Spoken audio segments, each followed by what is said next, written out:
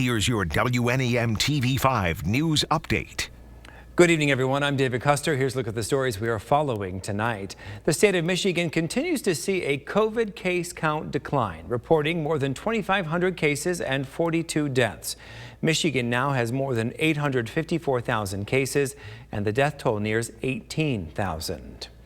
Less than a day after the state announced easing mask mandates for large outdoor gatherings of at least 100 people and contact sports, the Republican-led state Senate passed a bill exempting high school graduation ceremonies from emergency capacity limits tied to the state's epidemic orders.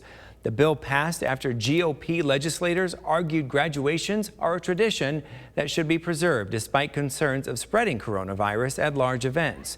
Many expect Governor Gretchen Whitmer to veto the bill if it reaches her desk. The Small Business Administration says the Paycheck Protection Program is out of money. $284 billion was allotted to help struggling businesses. The money has been exhausted almost a month before the program was scheduled to close on May 31st. Venues and restaurants still have access to 2 grants controlled by the federal agency. The millage to fund the Gaines Township Police Department failed in a 2-to-1 vote. That means the Township Board is expected to tell the chief to shut the department down due to lack of funding. Officers turned in their gear on April 1st. This millage was the sole funding for the department and would have given the officers their jobs back. State police will take over the calls. Now, for a full breakdown on the election results across mid-Michigan, head to the Wednesday Hotlink section of WNEM.com. And now here's Brian with a look at your forecast. All right, thanks very much, David. Finally, we got some sunshine back into our skies across mid-Michigan. For most of us, it was confined to the afternoon and early evening hours, but hey, it was something. Felt and looked good out there for a while, even with temperatures running below average. But it really was just the weather trying to butter us up or at least give us some semblance of a break before catapulting us back into some showery and cloudier weather for the second half of the work week. We see here on the sky tracker tonight, after tonight's clearing peels on out, this area of low pressure is going to track in across toward the southern half of Michigan.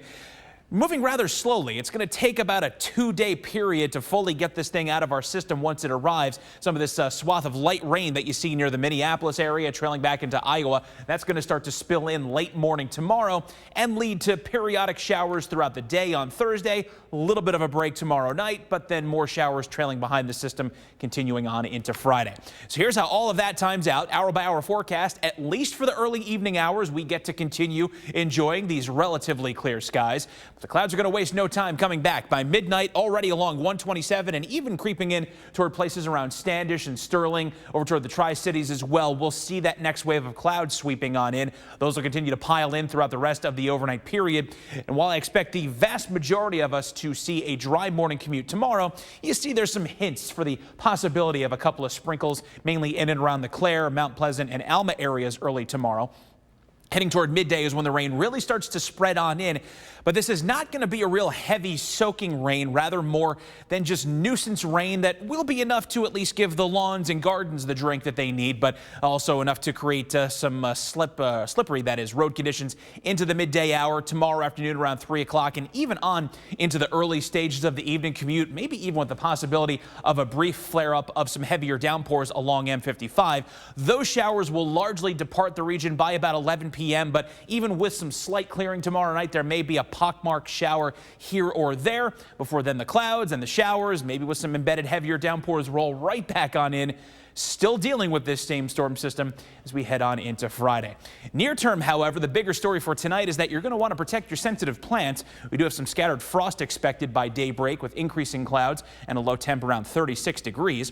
Then your first Warn 570 forecast, along with the showers for the next 2 days, we see continued cooler than average temperatures, and in fact by a wider margin. We're down into the low 50s Thursday and Friday.